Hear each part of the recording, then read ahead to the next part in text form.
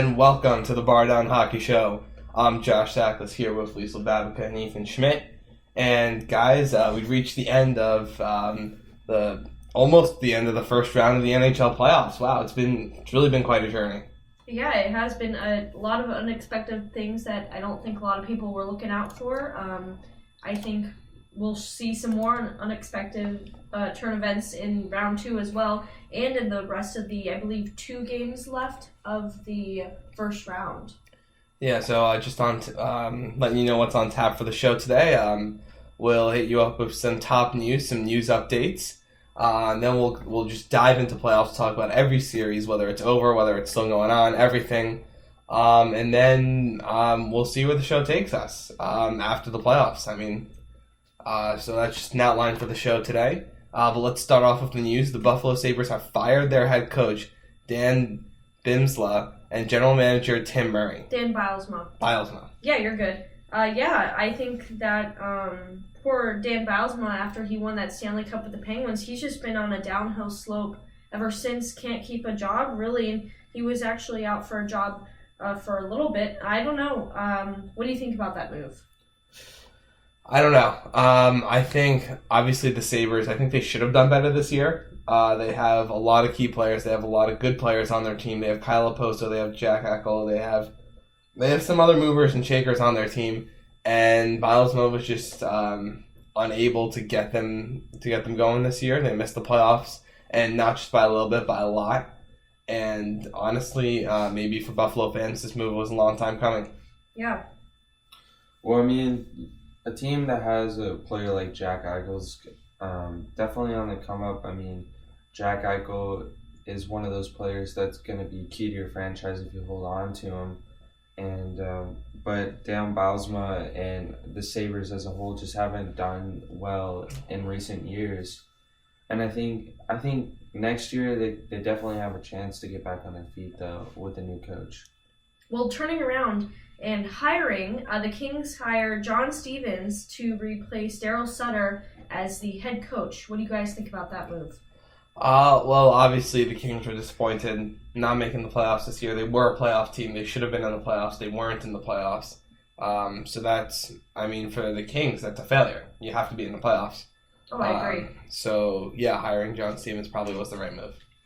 Well, and then for interviewing for the Florida Panthers, because they are still coachless right now, the University of Denver head coach Jim Montgomery.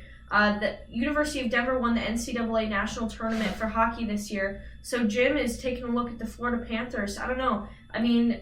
I understand that you're trying to climb the ladder of coaching jobs, but I think that would be a very unfortunate thing for the University of Denver to lose a coach like that, because you never know if you have to step back and start with baby steps again to work back up to winning a national championship. So yeah, It's tough for him to leave. Obviously the NHL is going to offer him more money, but if Denver is on a roll, they're playing great hockey, if you could stick with it and there be a dynasty, it's tough for him to just take off like that. But that's the business, I guess, especially as a head coach, and it'll be interesting to see how he fares in the NHL.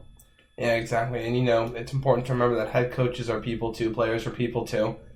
And just like you and me, if a job comes along with a better opportunity and better money, they might just take it. I agree. That makes sense. It makes financial sense for them. It makes career sense for them. I think it should be interesting, though, because I know sometimes there can be a difficulty moving from, a lower level of hockey to a higher level with, professional players, because it is a different environment than it is in a college locker room, in a college game and whatnot. There's more on the line, I think, in NHL than it is in college. Even though college games only go, there's short preview of that, but you know what I'm saying? Absolutely, yeah. Well, it was the first national championship that Denver won since 2005, so I think something's definitely, the Denver Pioneers are definitely a hot team, and it'll just be tough to see where they stand, when their head coach takes off for Florida. Absolutely. If he gets the job. Yeah. If he has to get the job first, there are no guarantees in sports, and there are no guarantees in the NHL playoffs. So let's talk about the NHL playoffs. Almost all of our series are over. Only 2 of them are still going on. We'll talk about the 2 that are going on a little bit later. But first, let's start off with the series that ended last night. Let's talk about the San Jose Sharks and Edmonton Oilers. Well, the Oilers will be going on to play the Anaheim Ducks. However, I mean, I don't think anyone was really expecting that. I think in the bottom of my heart, I was kind of hoping that, the Oilers would surpass the Sharks, and they did. I think it's really great that they're doing so successful because after having such a crappy program for multiple years now. And then the Sharks, they, were in the Stanley Cup Finals last year against the Penguins. So the Oilers to come out and beat the Sharks in the first round, I think is, a huge accomplishment to put on the board for the Oilers, even if they end up losing in the second round. Absolutely, and Anaheim looks like a team to be reckoned with. They're up they won 4-0 against Calgary, and maybe Edmonton could have beaten Calgary, but I don't think they could have beaten them 4-0. I don't think they could have swept them. So. Well, the series as a whole was excellent, and Edmonton battled through thick and thin. San Jose is a tough team, Brett Burns, Joe Thornton, Logan Couture, Joe Pavelski.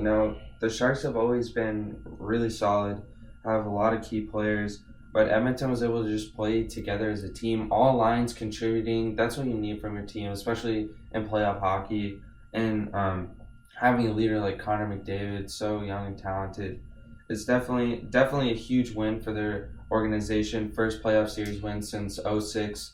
So I think they're going to give the Ducks a hard time, but it's tough to say that they could outmatch the Ducks. Absolutely. Well, it was kind of interesting because after the series was over, head coach for the Edmonton Oilers, Todd McLennan, went and shook the hands of all the Sharks and the coaching staff, and he coached with the Sharks since the 2008-2009 season, and then ended his reign with them in 2014-2015. So I think that was pretty. I think he's got a good feel about that because he turned around and beat the team that he used to coach. Absolutely, and I think one of the keys for the Sharks is the Sharks have a good team, but they don't have that superstar. When Ethan, you mentioned 5 players that they have, right? And those are good players, but none of them are superstars. Well, I think the players that have always made impact, like scoring when they need to, making the plays, I think those guys are starting to get old. They're on their way out. Like Patrick Marleau. I mean, Joe Pavelski's still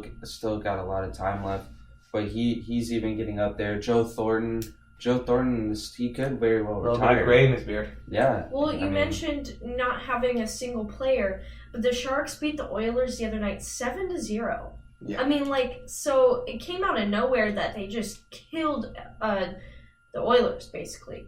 But I think it's interesting because watching some of those games, and from what it sounded like, the Sharks, kind of like the Blackhawks in their series, didn't really seem to care that much. They weren't really there. They were kind of out of it. And quite frankly, the Oilers are a young team, and you say against they're hungry. And against an old lineup like the Sharks, it can be difficult for them to keep up with a speedy team like the Oilers. So I think, the Oilers got what they, deserved out of the series, and I think it should be an interesting round 2 against the Ducks. So, speaking of the Ducks, they beat Calgary 4-0 in their round. Yeah, the Ducks taking over Calgary. It was pretty simple. Calgary they didn't come out with any intensity, and it was quite frankly embarrassing. The franchise even apologizes. Just a rough time. Elliott was not there and in his head and net for the Flames. Definitely a tough thing to swallow for Calgary, but I mean the Ducks are such a talented team. You look at their captain Ryan Getzlaf, Corey Perry always makes plays, even Rafalski. Well, were you expecting the Ducks to sweep the Flames? Deep down. I thought the Flames could win a game, maybe 2, but I definitely had Anaheim advancing. The Anaheim's just so strong, and now that they got rid of Boudreau, their playoff mentality is definitely going to change, and they're going to be hungrier than ever. So, do you think they have a chance to go to the finals and win it all? Yeah, it's very possible. My buddy Anthony is a Ducks fan, and I'm a Predators fan, and we were just talking about it's very possible for them to match up, and it's going to be a heck of a series. There's a rivalry brewing between Anaheim and Nashville, and that would just be crazy. So I think Anaheim is probably going to pass the Oilers. I think they're just too experienced, lots of playoff experience on that team, and they're just going to be too big for Edmonton. What do you think? And I think Edmonton's definitely going to give them a run for, give the Ducks a run for their money. I think the Ducks, I think they'll win the series, but I think they'll win it 4-3. 7 games? 7 games. That'd be intense. I could see it That'd be because, intense. you mentioned the Oilers, the young team.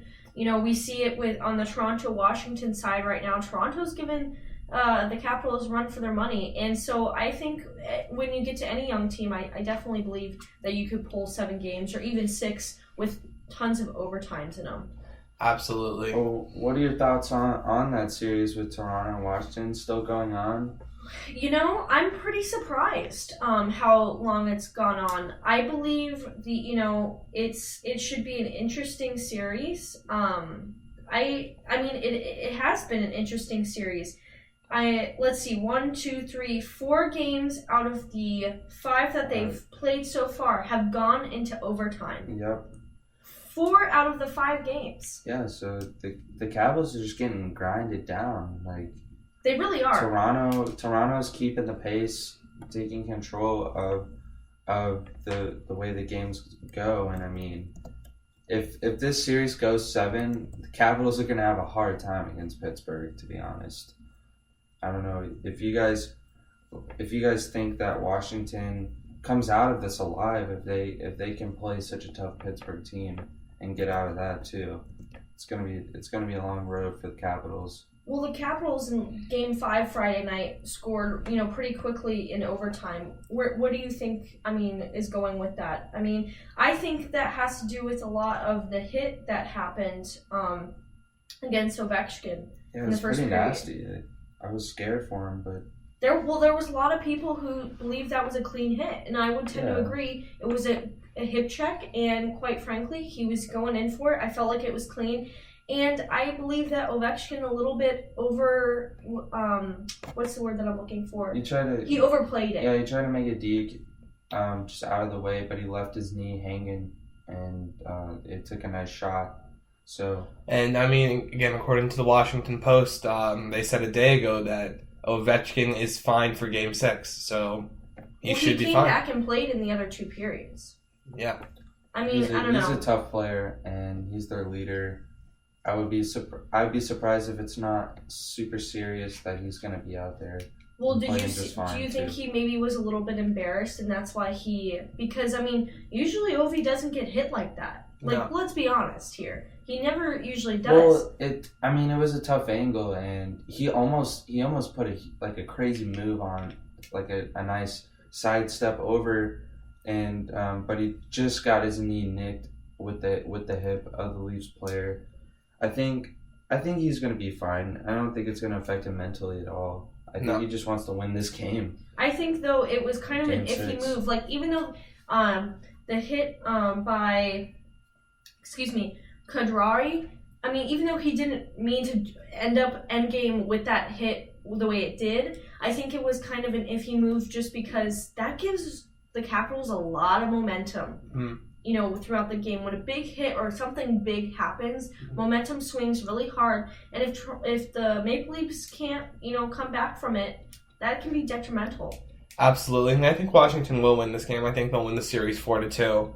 I just think they're flat out better than the Maple Leafs, and I think it would be cool to see the Maple Leafs advance to the second round, but I think everybody wants to see a Capitals Penguins second round matchup. Definitely. Because preferably I'd love to see those two teams match up in the conference finals, but that's not going to happen because the NHL decided that the playoff bracket needs to be adjusted and the divisions need to be changed.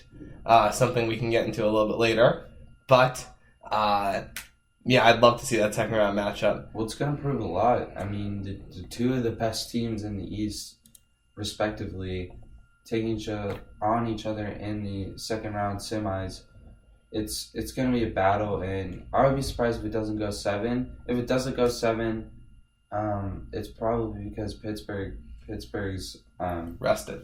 yeah. And I think it's going to be interesting because I think you could see, if you look at the other side of the Eastern Conference, you have the Rangers, they beat the Canadiens. And we'll get into that series in a second. But Ottawa leads Boston 3-2. Now, if Ottawa beats Boston today, right, they've played the same amount of games as the Rangers. Let's say they beat the Rangers, right? Yeah. And they get to the conference finals.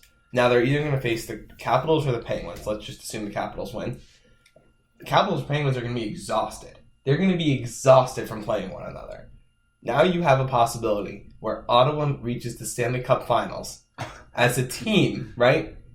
That's good and a playoff team, and I wouldn't say they don't deserve it, but they're definitely not the best team in the East. You're riding Ottawa, bud? I'm not riding Ottawa. I'm saying that if they reach the Stanley Cup Finals with teams like the Canadiens, the Rangers, the Capitals, the Blue Jackets, the Penguins in the playoffs, if Ottawa is the team in the East sends to the finals, that is a shame.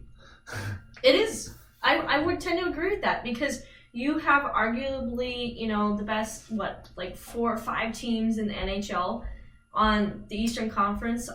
I mean, wow. Ottawa gets through. I mean, that's pretty interesting now.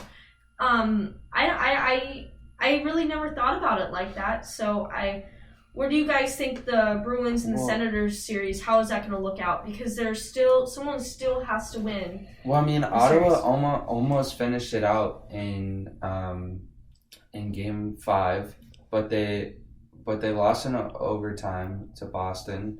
It wasn't it double overtime? I'm not sure. I'm not 100% sure. I think it was just regular overtime. Yes, it was double overtime on Friday night. The Bruins player that scored, it was his first career goal ever, and that was pretty cool. That's clutch. But I mean, Boston's a good team. They just aren't. I don't feel like they're there to make a deep run. And if Ottawa gets the win in Game 6, they're definitely gonna be a tough task for the Rangers. But the Rangers are so strong too. Like, hey, give them credit. They beat the Canadiens in 6 games. Oh, absolutely. That's incredible. I did not see that coming, primarily because I'm an Islanders fan, and I think a the lot Rangers of people suck. picked Montreal to beat the Rangers this year, but I stuck with the Rangers, and they made a great performance. And I'm very surprised that the Rangers won. I'm surprised that they won in 6. I thought that Montreal could give them a little bit more of a run for their money, but I guess that just shows how strong the Metro Division is. It does show. It does show. I agree. I think the Rangers have a good chance to win this year as well, like the Ducks. I think they're a Rangers or Penguins Capitals series. Whoever comes out of the bracket with Pittsburgh and Washington against New York, that's just going to be an excellent conference finals. But we can't get it's too hard hung to speculate, up that yeah. the Capitals are going to win, because what if Toronto pulls back and wins 2 games in a row? I think that would be very difficult, but I think it could happen. And I think that those games could go in overtime. I would be thoroughly shocked if Toronto came and won 2 in a row. And I'm not saying it's not possible. It obviously is. It's playoff hockey. Anything can happen.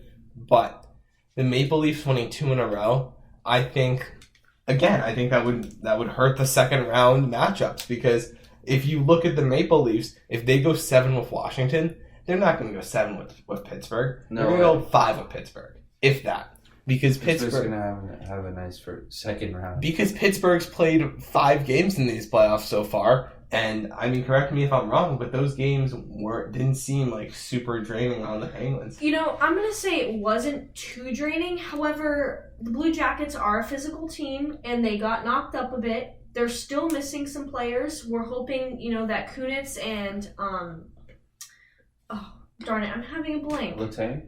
No, Letang's out. The one with the long, luscious hair. That's tough. Ooh. You got me tongue. The forward, don't he's know. super fast. Oh, You know who I'm talking does it about. start with an R? No, Rust? no. He Oh. used to play for the Brian Rangers. Rust is good. I don't know. Long, luscious hair. I'm Damn. having a blank. You got me. I got myself. See, this is what happens when we have so many other things. Carl Hagelin. There we go. Hagelin, yes. Yes. Okay. That was my next guess. But they're still looking for them to get back, and Carl so Hagelin's great. he is. He's super fast He's a player. good player. With the long, luscious hair. With the long, luscious hair. Well, that's how I always remember him. All right, so we're hopping around the bracket a little bit, Yeah. but we're not talking about Nashville sweeping the Western Conference champion Blackhawks. What do you guys think? I was on top of the world. I thought it was amazing. Crazy series. Predators took it to them like I hoped they would, and they prevailed. I think it's an incredible accomplishment for Nashville. I think, first of all, the fact that they were able to get out of the first round is impressive. Then they weren't too drained because it only took 4 games. only 4 games. I think that when you're playing the number 1 seed, I think you have to be very careful. And I think you have to take the same exact approach to each game. You take you take this approach to game 1. We're going to push them as far as we can go, and we're going to win the game. And you take that approach to game 2, game 3, and game 4.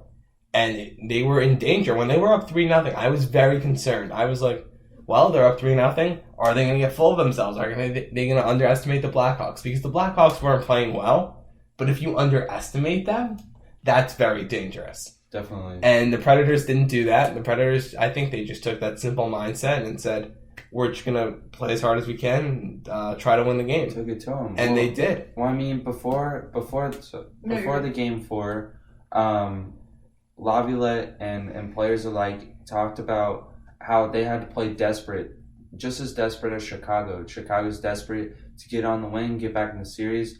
Nashville's desperate to move on, to get that win and end the series, get the rest, because it's going to be a tough playoff push going forward. But Predators just played excellent hockey, impressive defense.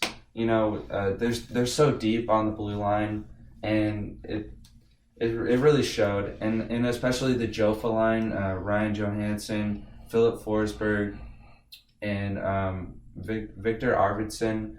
Those guys came to play. Philip Forsberg is going to be a talent for a long time. I was so impressed with the way he handled that series. And Victor Arvidsson's just a machine that never stops, always moving his feet all over the place for the Preds.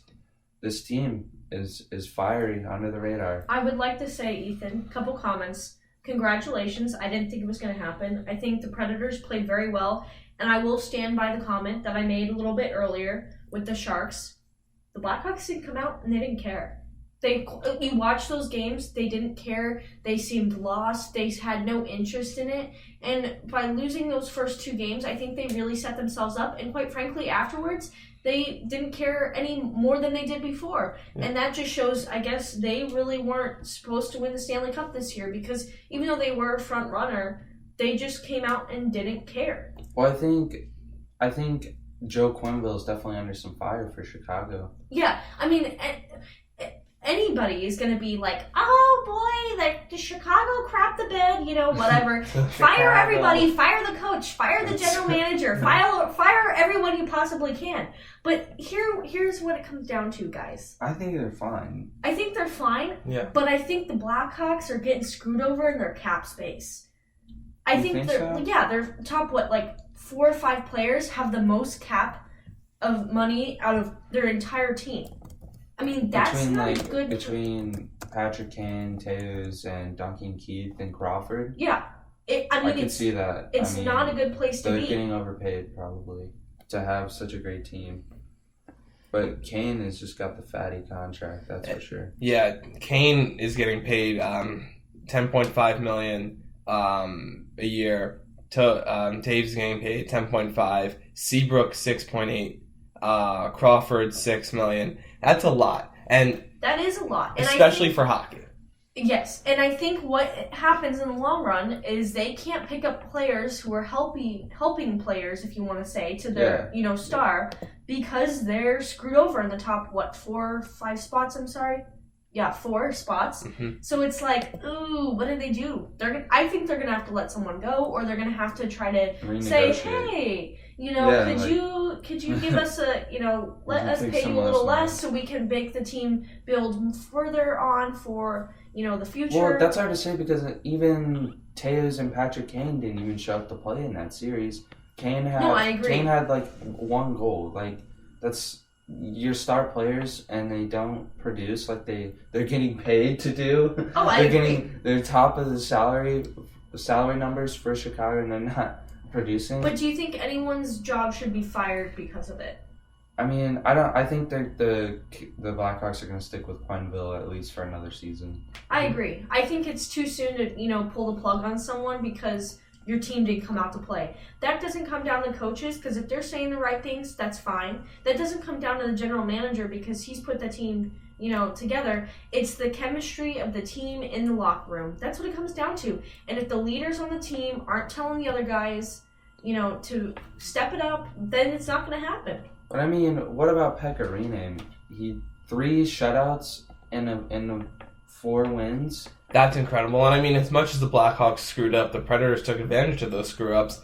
And, I mean, they won 4 straight games. They just weren't intimidated. Chicago thought they would get some easy wins at home, and the Predators just took it to them. Absolutely. Well, moving over, because the Predators now take on the St. Louis Blues, who won against the Minnesota Wild in a series of 4-1. How do you think that series, or, what... I mean, were you surprised that they beat the Wild, or how? What are your thoughts about that? Well, the Wild came in on just a terrible streak. They weren't going into the playoffs very hot. But I mean, neither did Nashville. Nashville wasn't that hot going into the playoffs. But Minnesota really had a downfall the last 2 weeks to a month of the regular season. I think they underestimated St. Louis too. Coming in at that 3 seed. I think St. Louis is a dangerous team. We talked about them. They're one of the teams that fired their coach, hired a new coach, and they've just been on fire. We talked about them, I think, back in early March, about a team that could be dangerous, a team that could make a run in the Stanley Cup playoffs. And then, I mean, shame on us. I mean, we pretty much ignored them for the rest of the season. Well, I mean, it's funny. We quietly winning. We talked about Mike Yao going to St. Louis, and the Wild is his whole team. He's able to accomplish a series win over Minnesota, and Minnesota having Bruce Boudreau, that slimy. No, I'm just playing. He's okay, but him in the playoffs, he's so bad. I can't understand.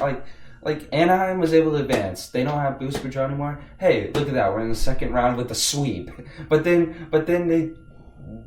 Sorry, I'm getting heated. But Bruce Boudreau with the Wild, in the state of hockey, they're looking good all season, and they lose 4-1 to St. Louis. That's terrible, man. This coach is not good for the postseason. No, he's so not. Just hire him for the regular season, then playoff time, he gets the axe. It's just so embarrassing, man. Like, Minnesota's a good team, and I saw Devin Dubnyk got shafted from the Vezina finalist list.